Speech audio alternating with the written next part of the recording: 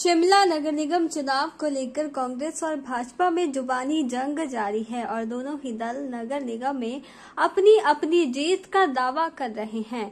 कांग्रेस के हिमाचल प्रभारी राजीव शुक्ला ने शिमला में पत्रकार वार्ता कर नगर निगम शिमला में 2/3 से कांग्रेस की जीत का दावा किया है और कहा है कि पिछले 5 साल में भाजपा शासित नगर निगम कोई विकास नहीं हुआ और शिमला कंक्रीट का जंगल बन गया। शिमला नगर निगम के चुनाव होने जा रहे हैं और ये चुनाव हम सबके लिए बेहद महत्वपूर्ण है, क्योंकि शिमला की जो दशा हो गई है पिछले 5 सालों में वो बहुत ही खराब है। आप सब लोग यहाँ शिमला वासी हैं, आप रहते हैं, पत्रकार भी परेशान रहते, जगह जगह जाम, ट्रैफिक जाम, पार्किंग का इंतजाम नहीं, लगता ही नहीं कि शिमला वो शिमला है जिस शिमला की कल्पना पूरा देश करता है।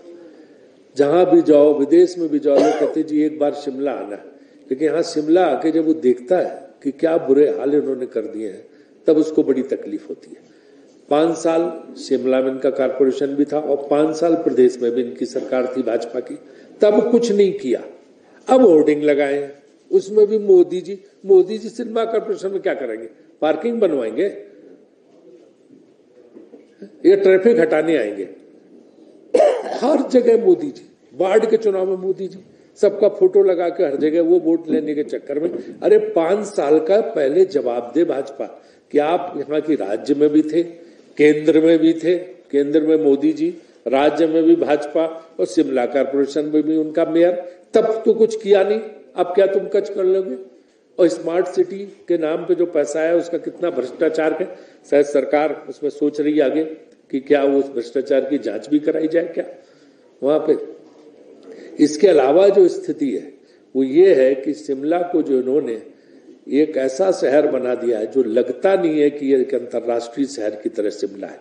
हम इसको अंतर्राष्ट्रीय शहर की तरह बनाएंगे। वहीं मुख्यमंत्री सुखविंदर सिंह सुक्खू ने इस मौके पर कहा कि शिमला के विकास के लिए सरकार ने पूरी योजना बनाई है। लोगों को पीने के लिए स्वच्छ पानी दिया जाएगा और कंजेक्शन को कम करने के लिए सरकार ने कार्य योजना बना ली है। लोग भाजपा के झूठे वादों में नहीं आने वाले हैं। सरकार है और जो मोदी जी के पोस्टर के आधार पर चुनाव लड़ रहे हैं, कारपोरेशन का चुनाव मोदी जी के पोस्टर के आधार पर लड़ रहे हैं। कहने का मतलब ये है कि पिछले 5 साल में इनकी कारपोरेशन रही, सरकार रही, मंत्रिमंडल के सदस्य रहे, उन्होंने कुछ नहीं किया। तो इस दृष्टिकोण से जो चुनाव लड़ने की कोशिश कर रहे हैं, सिर्फ ध्यान भटकाने के लिए उनका नाम का इस्तेमाल कर रहे हैं। शिमला शहर की हमने घोषणा पत्र जारी किया है। शिमला में सर्कुलर रोड होना अच्छा जरूरी है, शिमला में पानी की स्वच्छ पेयजल होना जरूरी है, शिमला में पार्किंग की सुविधा होना जरूरी है। अभी इस बारे में विस्तृत एक प्रेजेंटेशन हमें शुक्ला जी ने दी कि इस बारे में हमने आगे कैसे बढ़ना है। मेरा ये मानना है कि हम सब चीजों को ध्यान में रखकर शिमला जो अंग्रेजों की राजधानी हुआ करता था, अपना गौरव खो चुका है, उस दृष्टि से भी हम आगे, हमारी सरकार पौने 5 साल है उसमें अपना कार्य करेगी और हम सब लोग, हमारे मंत्रिमंडल के सहयोगी इस दृष्टिकोण से अभी शिमला के बारे में सभी चिंतित है।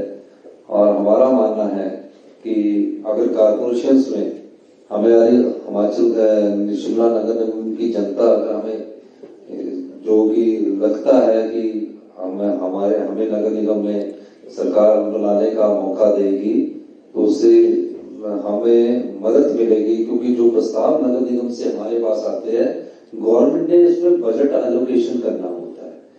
तो उस दृष्टिकोण से हम शिमला में अभी डक्ट के रूप में, जो डक्ट है, जो तारों का जाल बिछा है, अभी 25 करोड़ रुपया अभी हमने सैंक्शन किया है और भी हम उसमें शिमला को जो बिजली की तारों के जाल से हम छुटकारा दिलाएंगे।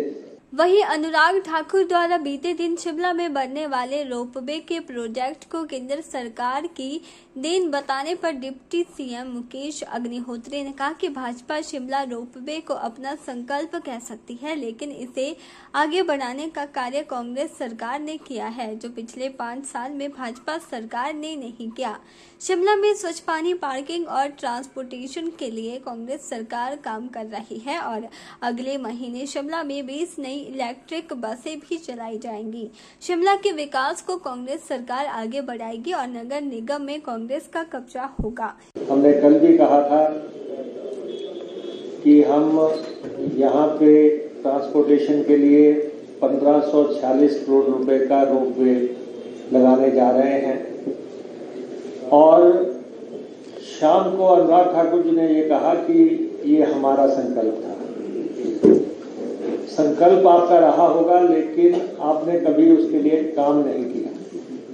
हमारी सरकार ने इसके लिए ब्रिक्स बैंक से बातचीत की, उनके डायरेक्टर जनरल को बुलाया, मुख्यमंत्री जी से बात हुई, मेरे साथ बात हुई और उसके बाद हमने यहाँ 15 स्टेशंस वाला जो है रोपवे प्रस्तावित किया है और ये रोपवे जो है ट्रांसपोर्ट की फैसिलिटी यहाँ पे शिमला वासियों को देगा। दूसरा, हम शिमला नगर में अगले साल मिड तक ये जो शिमला शहर है इसकी बसेस को पूरी तरह इलेक्ट्रिक बसेस में बदल देंगे। अभी हम 20 बसेस तो 6 मई के बाद जो है हमारे पास पहुंच गई हैं, हम उन बसेस को देने जा रहे हैं, लेकिन ये डिपो पूरी तरह जो शिमला शहर के अंदर वर्क करेगा। के चैनल के लिए शिमला से पुष्पेंद्र कुमार की रिपोर्ट।